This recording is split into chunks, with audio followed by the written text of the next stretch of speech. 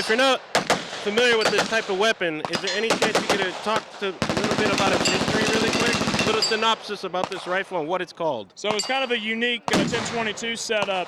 So the Israeli military has used a facsimile of this rig for many years for quelling riots and such over in the Israeli-Palestine area. There's a lot of controversy behind this gun, but they're not really available in like a production configuration here in the States, so pretty much limited to customization.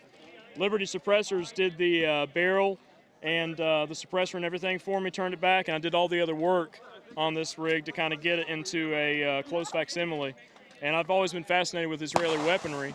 It's just kind of a cool piece of history, you know, that you can play with. Yeah, especially, I mean, considering, you know, what IWI comes out with, and they're just so out there. It's kind of fascinating. Yeah. Especially, you know, coming apart from like French technology and all that kind of shit. Yep. So, can I take a few shots out of this? Absolutely. Oh, shit. So, from my understanding, they consider this weapon less lethal. They consider it less lethal, but there was a period of time where they were forced to stop using it, but it's kind of slowly been making its way back into military usage. Okay. And they still use them today for a lot of clandestine operations and such. So from what I understand, that's commonly called the Kneecapper. Commonly called the Kneecapper, or just called simply the Ruger. Okay. Now, why the Kneecapper?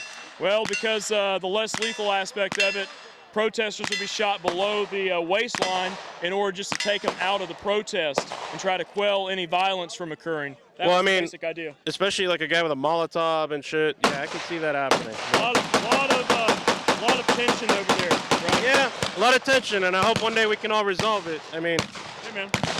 Let me take a few shots out of that, and definitely. So look, it's got a real crisp kid trigger in it. Okay, so it's definitely a sleeper rig.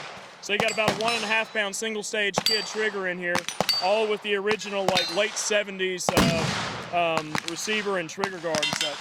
Interesting. Okay, yeah, let's take a few shots. Oh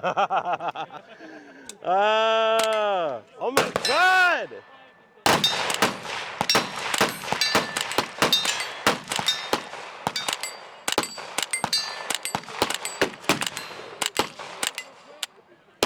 Oh man, that's fun as fuck, man.